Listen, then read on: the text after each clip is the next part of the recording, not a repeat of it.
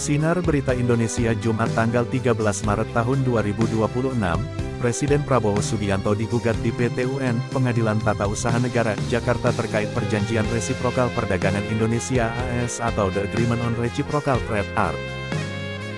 Penggugat terdiri dari Center of Economic and Law Studies CELIOS, Aliansi Jurnalis Independen AJI, Indonesia for Global Justice IGJ, Perserikatan Solidaritas Perempuan, WALI Nasional, dan Tren Asia. Koalisi sipil tersebut secara resmi mendaftarkan gugatan perbuatan melanggar hukum oleh pemerintah on rekat Matige Overheadsdat ke Pengadilan Tata Usaha Negara PT UN, Jakarta, hari ini, Rabu tanggal 11 Maret tahun 2026. Gugatan dilayangkan karena Presiden Prabowo pada tanggal 19 Februari tahun 2026 lalu menandatangani perjanjian tersebut tanpa persetujuan DPR dan tanpa partisipasi publik yang bermakna.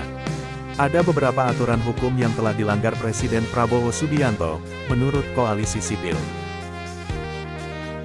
Yakni, bertentangan dengan Pasal 11 UUD NRI 1945, Pasal 2 dan Pasal 10 Undang-Undang Nomor 24 Tahun 2000 tentang Perjanjian Internasional, serta melanggar asas-asas umum pemerintahan yang baik AOPB, sebagaimana diatur dalam Pasal 10 UU Nomor 30 Tahun 2014 tentang Administrasi Pemerintahan.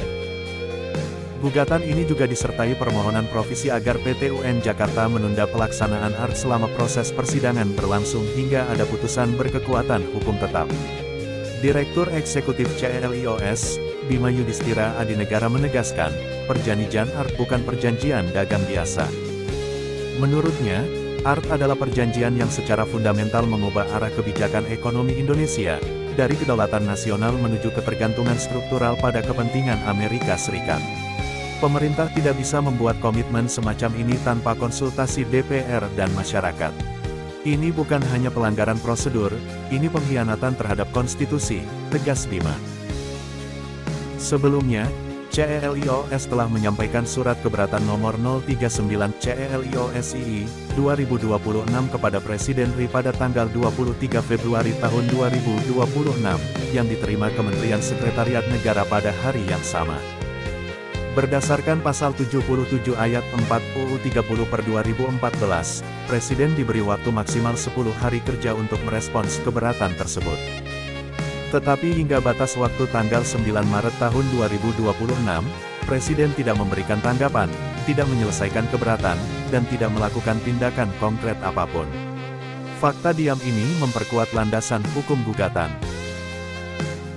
Berdasarkan Pasal 4 Ayat 1 dan 2 Perma Nomor 2 Tahun 2019, koalisi memiliki waktu 90 hari kerja sejak tanggal 9 Maret tahun 2026 untuk mengajukan gugatan dan gugatan ini resmi didaftarkan pada tanggal 11 Maret tahun 2026, hanya 2 hari setelah batas waktu respons Presiden berakhir. Secara hukum, tindakan Presiden menandatangani ART tanpa melalui prosedur ratifikasi dan tanpa persetujuan DPR jelas bertentangan dengan UU Nomor 24 Tahun 2000 tentang Perjanjian Internasional, ucap peneliti hukum CELIOS, Muhammad Saleh. Karena itu, PT UN Jakarta memiliki kewenangan penuh untuk mengadili tindakan pemerintahan semacam ini, sebagaimana telah ditegaskan dalam Putusan Nomor 230 GTF 2019 Petun JKT. Kami meminta pengadilan menyatakan tindakan Presiden ini melanggar hukum dan memerintahkan pembatalannya, sambung Saleh. Tim Sinar Berita Indonesia melaporkan.